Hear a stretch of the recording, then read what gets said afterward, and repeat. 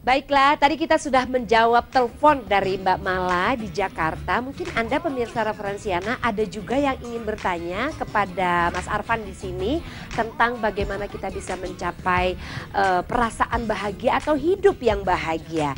Silahkan di 0213927456. Ya, oh ya, ada satu lagi nih pepatah yang mengatakan ya. Mungkin Anda juga tahu pemirsa bahwa di dalam badan yang sehat terdapat jiwa yang kuat. Ini terbukti nggak sebetulnya? Pepatah itu menurut saya salah kaprah ya. Iya. Karena banyak sekali orang yang badannya sehat, kuat, tapi jiwanya tidak sehat. Banyak sekali yang seperti itu, mengalami sakit jiwa dan sebagainya. Jadi pepatah itu sesungguhnya ingin mengatakan bahwa kita perlu mempunyai badan yang sehat. Kita perlu mempunyai jiwa yang sehat. Tapi badan dan jiwa itu dua hal yang totally different, yang berbeda sesungguhnya.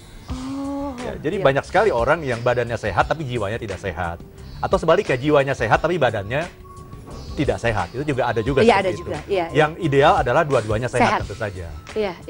Jadi saya kira pepatah itu salah kaprah juga sih. Iya. Jadi ini sebetulnya ya tapi pengennya ya dua-duanya sehat gitu ya. Jadi kita juga harus berolahraga, gaya hidup yang baik gitu. Tapi juga tentu saja dengan pikiran dan jiwa yang sehat ya. Betul. Oke. Nah, kemudian tadi juga sudah dikatakan bahwa kadang-kadang lingkungan gitu ya. Lingkungan itu negatif.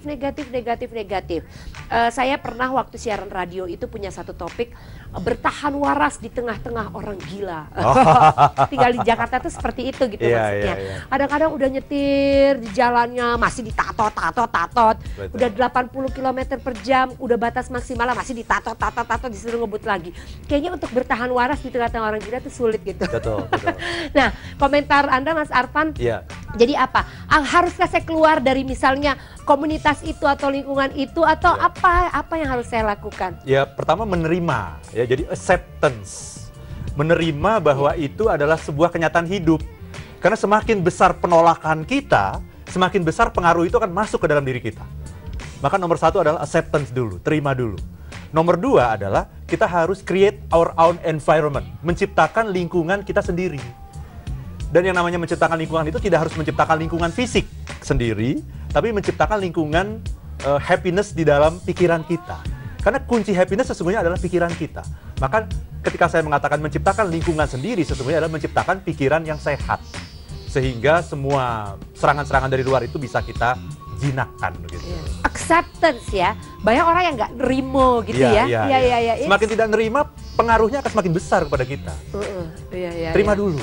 Nggak nerima lama-lama bisa jadi masalah hati yang besar ya. Betul. Tadi dari kecil itu ya, dari nggak nerima bisa jadi nggak memaafkan, bisa jadi tidak ikhlas. Impactnya banyak sekali ke berbagai segi kehidupan kalau kita tidak bisa acceptance. Iya. Oke, nah kalau Mas Arfan boleh nggak sebagai seorang happiness inspirer gitu ya, sharing nih sama pemirsa Referensiana.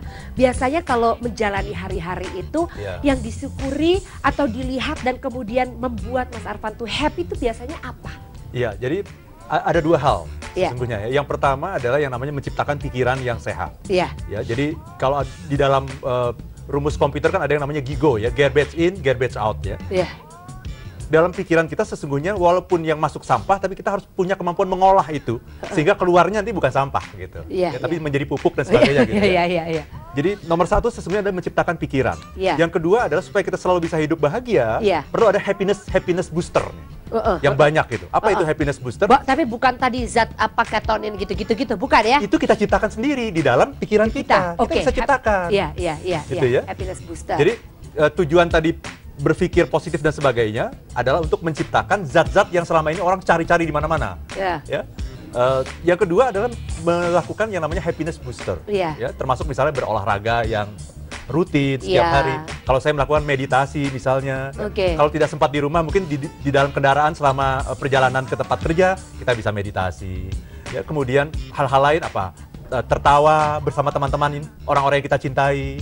Saya juga melakukan seringkali kalau lagi agak down sedikit main piano misalnya ya. Sebelum pergi kerja pun saya masih sempat main piano ya untuk membangun suasana hari kita di pagi itu menjadi pagi yang penuh semangat dan keceriaan gitu.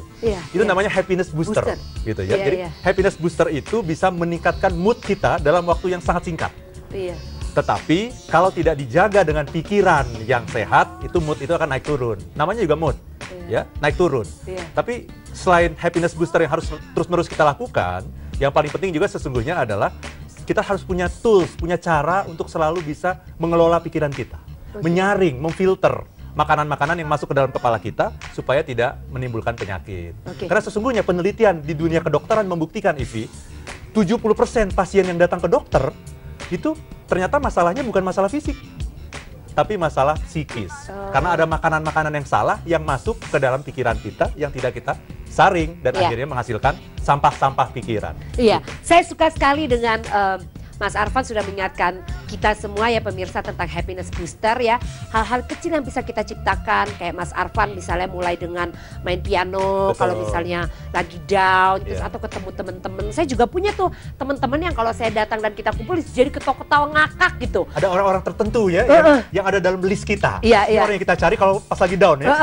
Soalnya dia bisa bikin kita tertawa. Tapi itu memang lah ya, tertawa itu memang efek dampaknya juga hebat sekali ya buat kesehatan pikiran dan jiwa kita ya. Baiklah, nanti setelah ini kita akan bahas pemirsa ya tentang bagaimana kita bisa menggembirakan diri sendiri, membuat hidup kita lebih bahagia dan tentu saja dengan mungkin melakukan salah satu happiness booster yang tadi sudah disampaikan oleh Mas Arfan, tertawa. Nah, saya akan segera mengajak Anda untuk bertemu dengan seorang terapis tawa. Seperti apa? Tetap bersama kami di Referensiana.